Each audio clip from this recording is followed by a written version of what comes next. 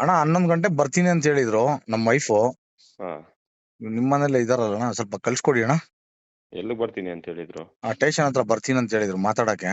ಹಾ ಅದಕ್ಕೆ ಅಣ್ಣ ಫೋನ್ ಮಾಡಿದ್ದು. ಅಲ್ಲಪ್ಪ ನೀನ್ ಆತರ ಹೊಡೆದಿದ್ಯಲ್ಲ, ಅವಳ ಕೈಯಲ್ಲಿ ಎದೊಳಕ್ ಆಗ್ದಿರಂಗ್ ಹೊಡೆದಿದ್ಯಲ್ಲ, ಇವಾಗ ಅಣ್ಣ ಕರ್ಕೊಂಡ್ ಹೋದಲ್ಲ. ನನ್ ನಿಂತಿ ಅಣ್ಣ, ನನ್ ಹೊಡಿಯಕ್ ನನ್ಗೆ ಅಧಿಕಾರ ಐತೆ. ನನ್ ನಿಂತಿ ಅವಳು.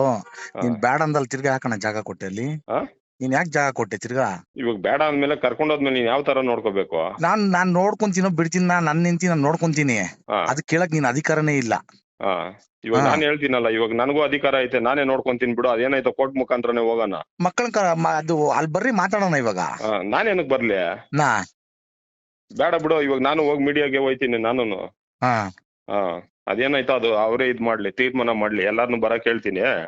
ಎಲ್ಲ ಅವ್ರ ಸಂಘದವ್ರಿಗೆಲ್ಲ ಫೋನ್ ಮಾಡ್ತೀನಿ, ಎಲ್ಲ ಬರ್ಲಿ. ಇವಾಗ ನೀನ್ ಕರ್ಕೊಂಡ್ ಹೋದ್ಮೇಲೆ ನಾನು ಏನಾದ್ರು ಅಡ್ಡ ಹಾಕದ್ನ ನಿಮ್ಮನ್ನ? ಕರ್ಕೊಂಡ್ ಹೋದ್ರಿ ತಾನೆ? ಯಾರು ದೊಡ್ಡವ್ರನ್ನೆಲ್ಲ ಬಂದು ಕರ್ಕೊಂಡ್ ಹೋದೆ ತಾನೆ? ಇವಾಗ ನಿಮ್ಗೆ ಏನಾರ ಮಾತಾಡ್ದ ನಾನು? ಕರ್ಕೊಂಡ್ ಹೋದ್ಮೇಲೆ ಯಾವ ತರ ನೋಡ್ಕೋಬೇಕು? ಆ ತರ ಸಾಯಂಗ್ ಹೊಡೆದಿದ್ಯಲ್ಲ ನೀನು. ನಾನಾ? ಇನ್ನೇನ್ ನಾನ್ ಹೊಡೆದ್ನಾ?